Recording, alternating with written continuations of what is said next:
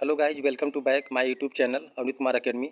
आज मैं आप लोगों के लिए लेकर आया हूँ 30 महत्वपूर्ण प्रश्न यूपी टेट पेपर 2 के लिए, जो आपकी परीक्षा के लिए बहुत ही महत्वपूर्ण होंगे। अगर आज आप ये प्रश्न कर लिए तो आपके 60 में 60 नंबर पक्के हैं। तो चलिए देखते हैं। पहला क्वेश्चन है, पाषाण काल को कितने भागों में विभाजित किया गया है? ऑप्शन है 2, 3, 4, 5। आपका सही उत्तर हो जाएगा ऑप्शन बी, 3।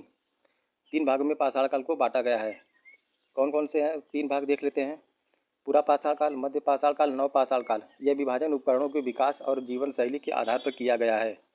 अगला क्वेश्चन है क्वेश्चन नंबर 2, पूरा पाषाण काल का मुख्य उपकरण क्या था? लोहे के औजार, तांबे के औजार, पत्थर के औजार, लकड़ी के औजार। आपका सही उत्तर हो जाएगा ऑप्शन सी, पत्थर के औजार। अगला क्वेश्चन देखते हैं, इसका डिस्क्रिप्शन देख लेते हैं। पूरा पाषाण काल में मानव पत्थर से बने औजारों का उपयोग करता था। ये औजार शिकार करने, काटने और रक्षा के लिए उपयोग किए जाते थे। अगला क्वेश्चन है क्वेश्चन नंबर 3 है, आग की खोज किस काल में हुई? ऑप्शन है नव पाषाण काल, मध्य पाषाण काल, पूरा पाषाण काल, ताम्र पाषाण काल। आपका सही उत्तर हो जाएगा ऑप्शन सी, पूरा पाषाण काल। आग की खोज पूरा पाषाण काल में हुई थी। आग की खोज मानव इतिहास की सबसे महत्वपूर्ण खोजों में से एक थी। इससे भोजन पकाना, गर्मी प्राप्त करना और जंगली जानवरों से बचाव संभव हुआ। अगला क्वेश्चन है क्वेश्चन नंबर 4 है, नव पाषाण काल की मुख्य विशेषता क्या थी? शिकार करना, घुमंतू जीवन, कृषि की शुरुआत, धातु का उपयोग। आपका सही उत्तर हो जाएगा ऑप्शन सी, कृषि की शुरुआत। नव पाषाण काल में मानव ने पहली बार खेती करना शुरू किया और अस्थायी जीवन अपनाया। इसे इसे कृषि क्रांति भी कहा जाता है। अगला क्वेश्चन है क्वेश्चन नंबर 5, भीमबेटका गुफाएं किसके लिए प्रसिद्ध हैं? धातु के औजार, शिलालेख, गुफा चित्रकला, मंदिर। आपका सही उत्तर हो जाएगा ऑप्शन सी, गुफा चित्रकला।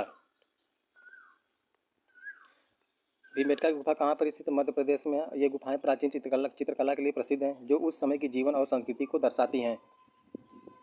अगला क्वेश्चन है क्वेश्चन नंबर 6 है, ताम्र पाषाणिक काल में किस धातु का उपयोग शुरू हुआ? लोहा, तांबा, सोना, चांदी। आपका सही उत्तर हो जाएगा ऑप्शन बी, तांबा का। डिस्क्रिप्शन देखते हैं इसका। ताम्र पाषाणिक काल में पत्थर के साथ साथ तांबे के औजारों का उपयोग शुरू हुआ, इसलिए इसे ताम्र पाषाण कहा जाता है। अगला क्वेश्चन क्वेश्चन नंबर 7 है, ताम्र पाषाणिक संस्कृति की प्रमुख विशेषता क्या थी? शिकार करना, धातु और पत्थर दोनों का उपयोग करना, केवल कृषि, केवल व्यापार। आपका सही उत्तर हो जाएगा ऑप्शन बी, धातु और पत्थर दोनों का उपयोग। डिस्क्रिप्शन है, इस काल में लोग पत्थर और तांबे दोनों के औजार इस्तेमाल करते थे, जिससे तकनीकी विकास हुआ। अगला क्वेश्चन क्वेश्चन नंबर 8 है, इनमें से कौन ताम्र पाषाणिक स्थल है? हड़प्पा, कालीबंगन, इनाम गांव, मोहनजोदड़ो। आपका सही उत्तर हो जाएगा ऑप्शन सी, इनाम गांव।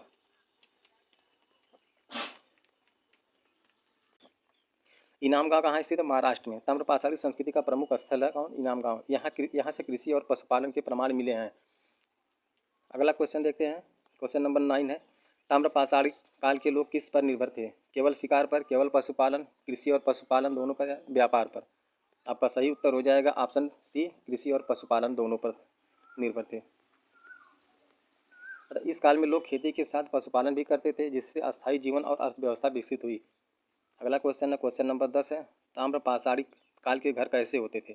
पत्थर के, लकड़ी और मिट्टी के, लोहे के, केवल गुफाएं। आपका सही उत्तर हो जाएगा ऑप्शन बी, लकड़ी और मिट्टी के घर होते थे। इस काल में लोग मिट्टी और लकड़ी से बने घरों में रहते थे, जो अस्थायी बस्तियों का संकेत है। फिर अगला क्वेश्चन देखते हैं, क्वेश्चन नंबर 11 है, ऋग्वेद किससे संबंधित है? चिकित्सा, भजन और स्तुति, राजनीति, विज्ञान।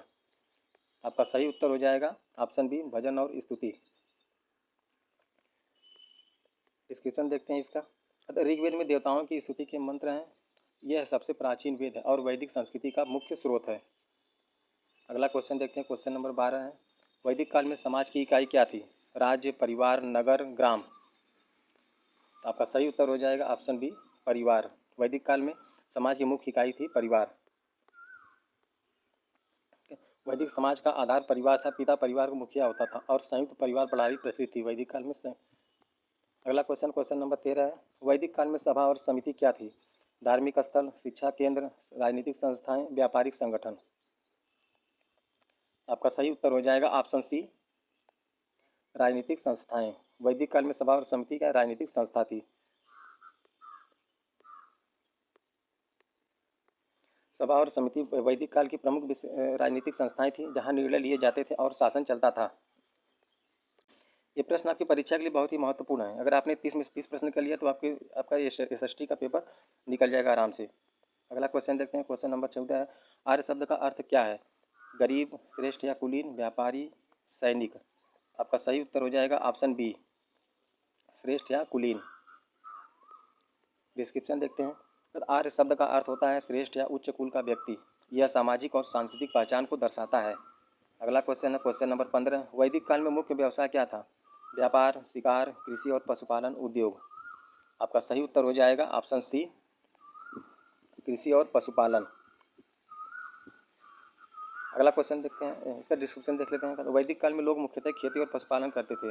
गाय को विशेष महत्व दिया जाता था और इसे संपत्ति का प्रतीक माना जाता था। वैदिक काल में गाय को लोग विशेष महत्व देते थे।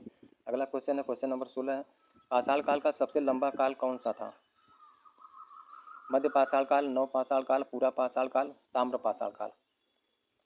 आपका सही उत्तर हो जाएगा ऑप्शन सी, पूरा पाषाण काल। तो पूरा पाषाण काल सबसे लंबा समय था जो लाखों वर्षों तक चला। इसमें मानव का जीवन पूरी तरह शिकार और संग्रह पर आधारित था। अगला क्वेश्चन देखते हैं। क्वेश्चन नंबर 17 है, पूरा पाषाण काल के लोग कैसे रहते थे। अस्थायी घरों में, गुफाओं में, महलों में, झोपड़ियों में। आपका सही उत्तर हो जाएगा ऑप्शन बी, गुफाओं में। इसका डिस्क्रिप्शन देखते हैं। कहते इस काल में मानव गुफाओं और पेड़ों के नीचे रहता था। अस्थायी जीवन की व्यवस्था नहीं थी। अगला क्वेश्चन है क्वेश्चन नंबर 18 है, मध्य पाषाण काल की प्रमुख विशेषता क्या थी। कृषि, धातु उपयोग, छोटे औजार, लेखन। आपका सही उत्तर हो जाएगा ऑप्शन सी, छोटे औजार।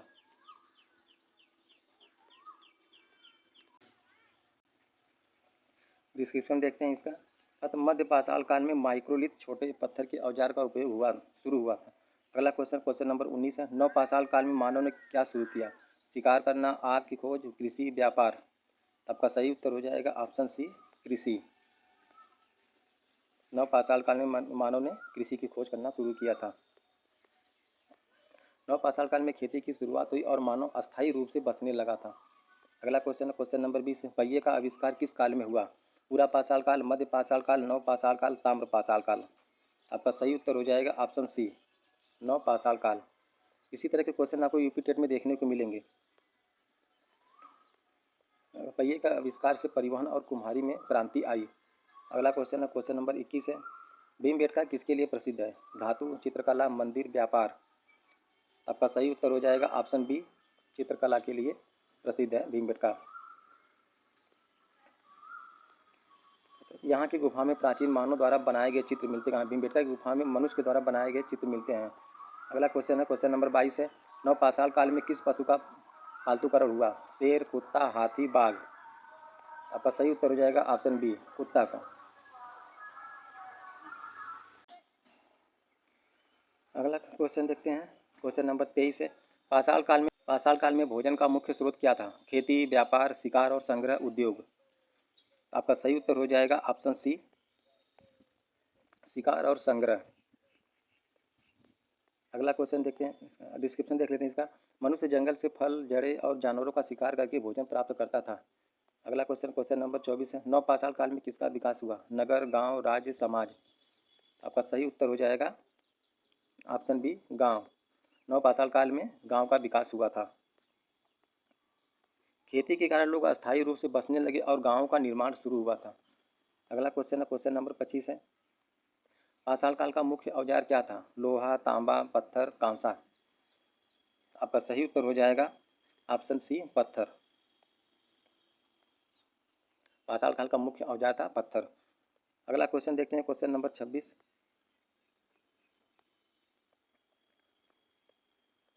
ताम्र पाषाण काल का अर्थ क्या है। लोहा प्लस पत्थर, तांबा प्लस पत्थर, सोना प्लस पत्थर, चांदी प्लस पत्थर। आपका सही उत्तर हो जाएगा ऑप्शन बी, तांबा पत्थर। अगला क्वेश्चन है क्वेश्चन नंबर 27 है, ताम्र पाषाणिक काल में प्रमुख धातु कौन सी थी? लोहा, तांबा, कांसा, सोना। आपका सही उत्तर हो जाएगा ऑप्शन बी, तांबा। आप लोग कमेंट में जरूर बताइएगा कि आप लोगों को कितने क्वेश्चन सही हुए हैं। अगला क्वेश्चन देखते हैं। क्वेश्चन नंबर 28 है, ताम्र पाषाणिक लोग कहाँ रहते थे? गुफाओं में, झोपड़ियों में, महलों में, किलों में। आपका सही उत्तर हो जाएगा ऑप्शन बी, झोपड़ियों में। अगला क्वेश्चन देखते हैं, क्लास 30 में से किसने क्वेश्चन सही हुए हैं। चलिए मिलते हैं फिर अगले क्लास में, तब तक के लिए धन्यवाद। ये क्वेश्चन आपको पसंद आए हो तो चैनल को लाइक एंड सब्सक्राइब करिएगा, ताकि मुझे और मोटिवेशन मिले।